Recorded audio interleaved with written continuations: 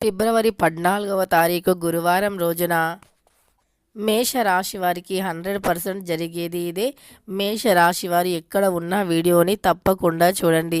అప్పుడే మేమేం చెబుతున్నామో మీకు పూర్తిగా అర్థమవుతుంది.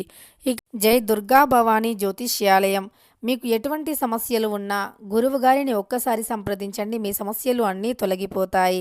విద్య, ఉద్యోగం, వివాహం ఆలస్యం కావటం, సంతానాలేమి, వ్యాపారం అభివృద్ధి కాకపోవటం, రియల్ ఎస్టేట్, కోర్టు సమస్యలు, రాజకీయం, విదేశీ ప్రయాణాలు, భార్యాభర్తల మధ్య అనుమానాలు రావటం, ప్రేమించిన వారు దూరం కావటం, నమ్మిన వారు మోసం చేయటం, మనశ్శాంతి లేకపోవటం, ధనం నిలకడగా లేకపోవటం, ఆరోగ్య శాంతి లేకపోవటం, శత్రుపీడ, నరఘోష, నరదోషం, వశీకరణ, శత్రు ప్రయోగాలు, అలానే ఎటువంటి ఆరోగ్యపరమైనటువంటి సమస్యలు ఉన్నా లేదా మీకు ఆరోగ్యానికి సంబంధించి ఎలాంటి సమస్యలు ఉన్నా వనమూలిక వైద్యము చేయబడును. ఆరోగ్య సమస్యలు, ఆర్థిక సమస్యలు, కుటుంబ సమస్యలు, మానసిక సమస్యలు మరియు ఎటువంటి సమస్యలు అయినా పరిష్కార మార్గం చూపబడును.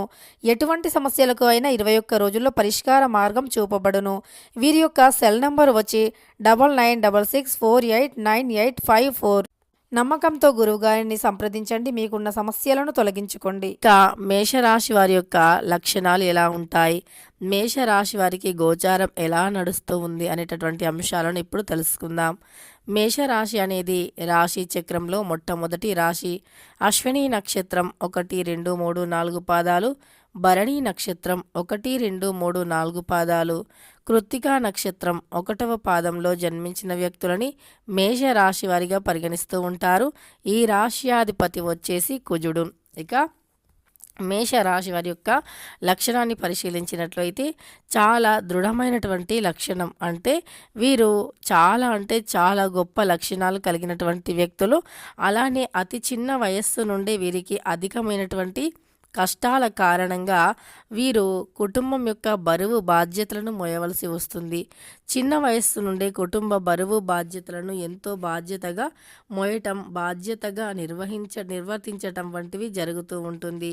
ఇక ఈ మేషరాశి వారు ఎవరైతే ఉన్నారో అందరి పట్ల సమానమైనటువంటి గౌరవాన్ని కలిగి ఉంటారు, సమానమైనటువంటి భావాన్ని కలిగి ఉంటారు, సమానత్వాన్ని కలిగి ఉంటారు. ఈ రాశివారు జీవితంలో పైకి ఎదగాలి అనేటటువంటి ఆలోచన కారణంగా వీరు అత్యంత గొప్ప వ్యక్తులుగా ఎదగాలి అని ఎంతో కష్టపడుతూ ఉంటారు.